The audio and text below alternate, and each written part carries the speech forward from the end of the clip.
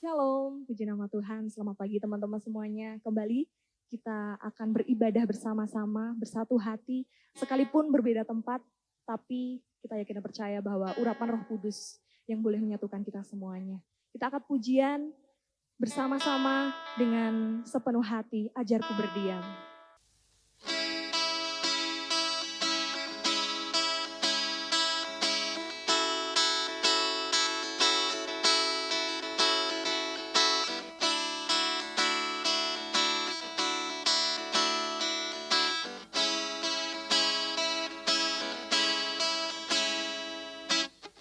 Ajarku berdiam dekat di hatimu, di saat ku berpaling temukan cintamu, di sana kau menanti untuk bawaku lagi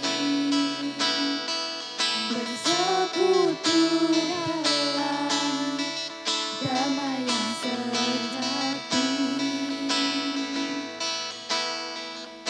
Oh, ku dambah hadirmu. Oh, inilah rinduku, hidupku hanyalah untukmu, segenap hatiku kagum akan kebaikanmu. Nafasku menceritakan kasih-Mu, agar ku berdiam dekat di hati-Mu.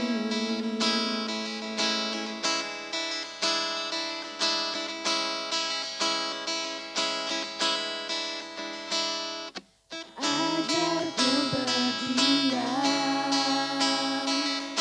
dekat di hati-Mu, di saat ku berpaling temukan cinta-Mu, di sana kau menanti untuk bawaku pergi bersekutu dalam damai yang sejati. Oh, ku dambah hadir-Mu. Oh, inilah rinduku, hidupku hanyalah untukmu, segenap hatiku kagum akan kebaikan-Mu, dan nafasku menceritakan kasih-Mu, ajarku berdiam dekat di hati-Mu. Hidupku hanyalah untukmu, segenap hatiku kagum akan kebaikan-Mu, dan nafasku menceritakan kasih-Mu, ajarku berdiam dekat di hati-Mu, ajarku berdiam dekat di hati-Mu.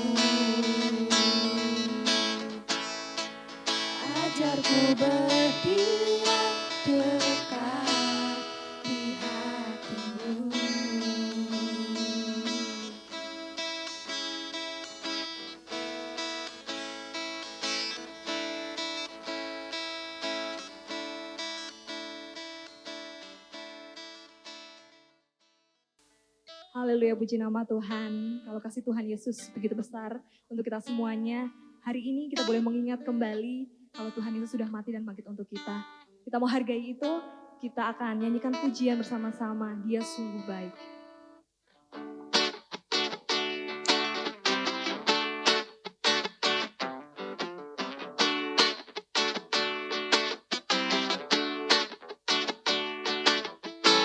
Dia mati bagiku, Dia bangkit bagiku, ya Tuhan, Allah penyelamatku.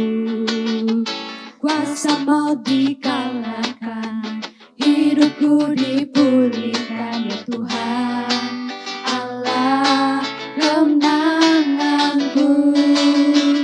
Dia sungguh baik, Dia sangat baik, Yesus, Dia baik bagiku.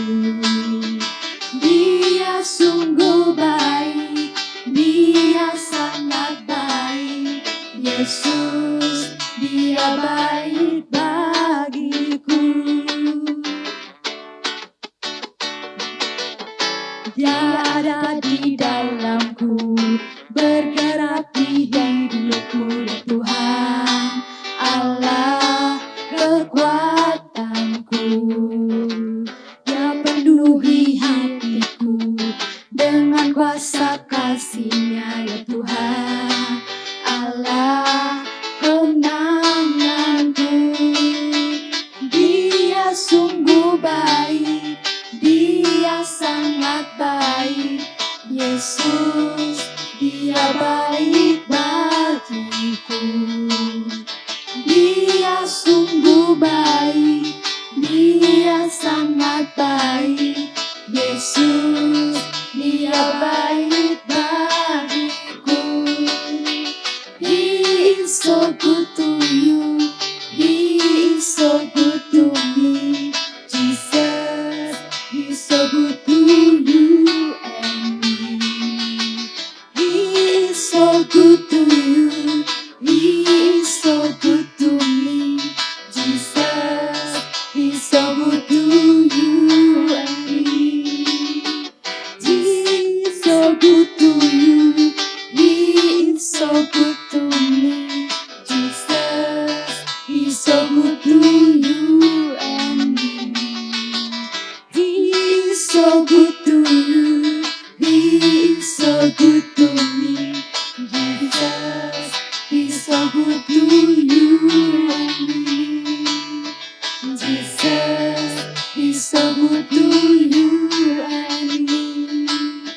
Jesus, He's so good to you and me. Tiba saatnya kita mau bersatu dalam doa. Kita mau sungguh-sungguh di dalam Tuhan. Tuhan Yesus, sekarang kami akan mendengarkan firman-Mu. Kiranya dimanapun kami berada, firman-Mu selalu tertanam di hati kami dan selalu menjadi pedoman hidup kami. Terima kasih atas semuanya ya Tuhan. Kiranya Tuhan Yesus memberkati kami. Dalam nama Tuhan Yesus, haleluya, amin.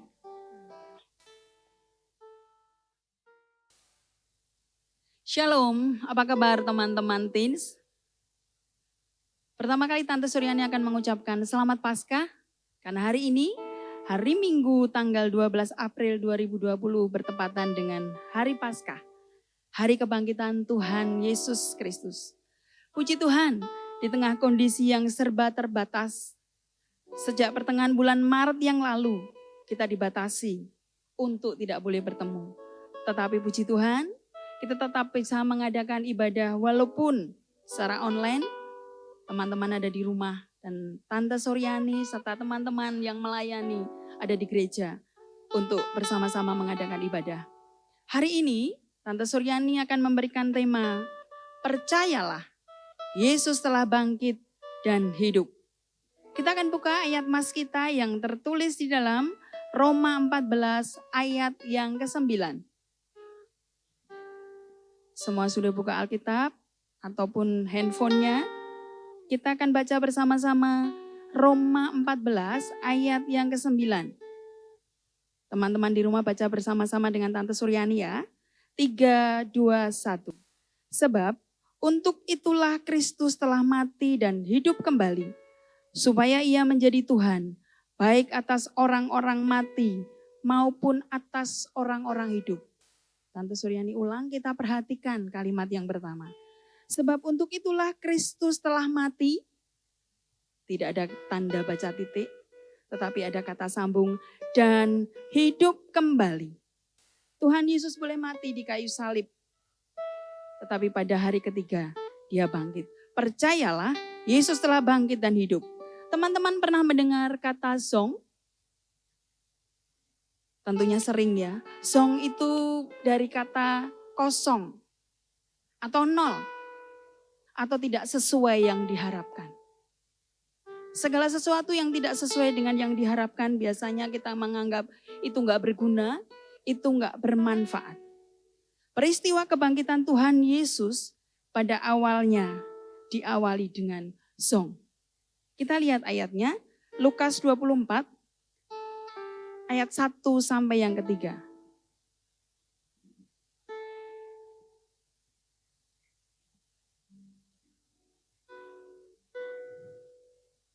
Kitab Injil Lukas, pasal yang ke-24 ayat 1 sampai yang ketiga. Tante Suryani bacakan, teman-teman yang di rumah bisa membacanya. Dan pada hari Sabat, mereka beristirahat menurut hukum Taurat. Tetapi pagi-pagi benar pada hari pertama minggu itu, mereka pergi ke kubur, membawa rempah-rempah yang telah disediakan mereka. Ayat 2. Mereka mendapati batu sudah terguling dari kubur itu. Ayat 3, dan setelah masuk mereka tidak menemukan mayat Tuhan Yesus. Para perempuan yang pagi hari itu membawa rempah-rempah ke kubur Yesus tentunya berharap masih ada mayat Yesus. Tetapi setelah mereka sampai di situ dan melihat batu sudah terguling, dan apa yang mereka alami? Zong. Kuburnya sudah kosong. Tuhan Yesus, mayat Tuhan Yesus sudah tidak ada di tempat seperti itu. Apa akibatnya? Kita baca ayat selanjutnya. Ayat 5a. Mereka sangat ketakutan dan menundukkan kepala. Sesuatu yang tidak diharapkan yang terjadi kadang membuat takut. Bahkan ayat ini mencatat sangat ketakutan. Bagaimana dengan kita? Ketika kita berharap ujian sekolah bisa dilakukan dengan baik.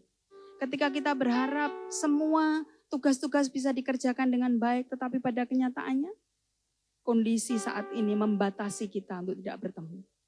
Bagaimana papa mama kalian yang untuk sementara waktu bekerja dari rumah. Itu tidak sesuai yang diharapkan. Apa yang terjadi? Takut. Takut, apakah besok aku bisa lulus dengan baik? Takut, apakah besok aku bisa menyelesaikan ujian dengan baik?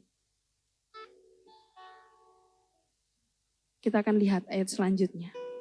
Tetapi apakah peristiwa pagi-pagi itu benar-benar zong? Kita baca ayat selanjutnya. Ayat 5b sampai yang ke-6.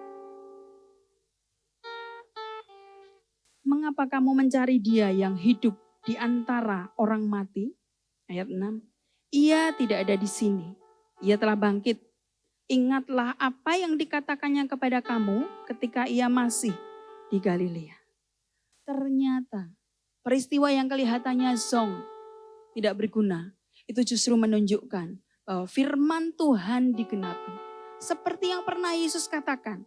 Artinya firman Tuhan digenapi. Tetapi ternyata berita penggenapan firman Tuhan itu dianggap hoax oleh beberapa rasul. Kok bisa ya? Mereka setiap hari bergaul dengan Tuhan Yesus selama kurang lebih 3 tahun. Tetapi mereka menganggap itu enggak benar. Coba kita lihat Lukas 24 ayat 10 dan 11. Perempuan-perempuan itu ialah Maria dari Magdalena dan Yohana dan Maria ibu Yakobus. Dan perempuan-perempuan lain juga yang bersama-sama dengan mereka memberitahukannya kepada rasul-rasul. Ayat 11. Tetapi bagi mereka perkataan-perkataan itu seakan-akan omong kosong. Dan mereka tidak percaya kepada perempuan-perempuan itu. Berita yang benar ternyata dianggap tidak benar. Bagaimana dengan kita?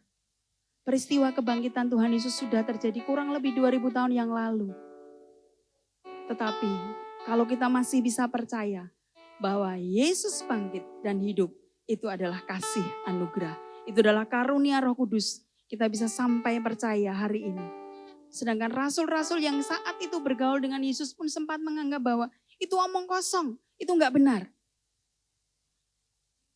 Tante Suryani yakin, semua teman-teman, kita semua yang ada di sini percaya, masih diberi iman bahwa kebangkitan Yesus itu ya. Yesus hidup itu benar. Kita akan melihat bagaimana kata Rasul Paulus seandainya Tuhan Yesus enggak bangkit. Seandainya berita itu adalah hoax, berita itu tidak benar. Apa yang akan terjadi dengan kita? Kita lihat. Yang pertama, 1 Korintus 14 ayat 17a.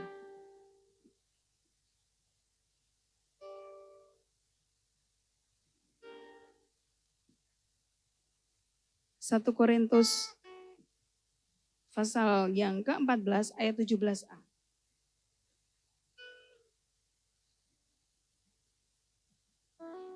Rasul Paulus berkata, seandainya Tuhan tidak bangkit, kita akan menjadi seperti apa? Dan jika Kristus tidak dibangkitkan, maka sia-sialah kepercayaan kamu.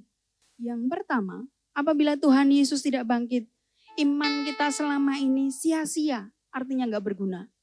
Tante Suryani sudah setengah abad lebih.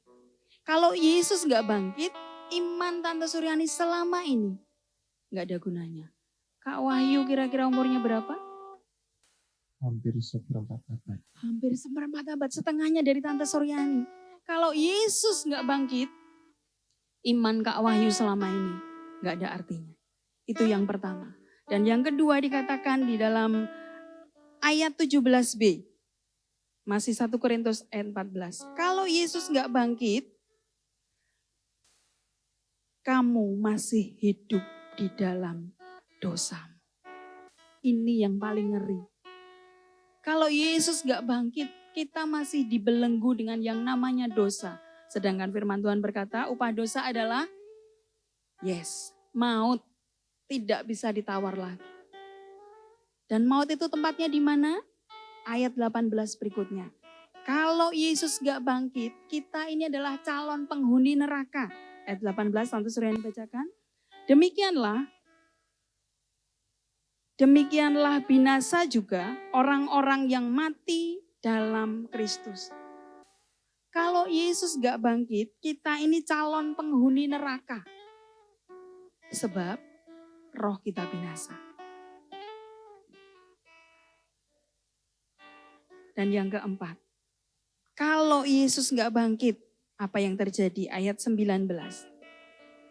Jikalau kita hanya dalam hidup ini saja menaruh pengharapan pada Kristus, maka kita adalah orang-orang yang paling malang dari segala manusia. Kalau Yesus nggak bangkit, kita ini termasuk dalam golongan orang-orang yang paling malang.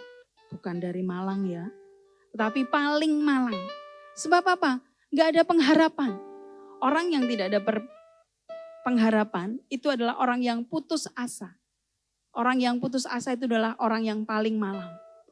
Karena dia tidak bisa beraktivitas dengan baik. Merasa, buat apa aku makan? Buat apa aku belajar? Buat apa aku dengar firman Tuhan? Buat apa aku percaya Yesus? Nggak ada gunanya. Dan itu golongan orang-orang yang paling malang. Janganlah kita menjadi golongan orang yang tidak percaya kepada kebangkitan Yesus. Karena iman kita akan menjadi sia-sia. Kita hidup dalam dosa dan itu adalah calon penghuni neraka. Dan menjadi orang yang paling malang.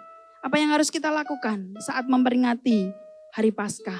mengenang kebangkitan Tuhan Yesus Kristus, percaya dengan iman bahwa kubur kosong membuktikan Tuhan Yesus bangkit dan hidup. Supaya apa? Supaya iman kita tidak sia-sia. Supaya apa?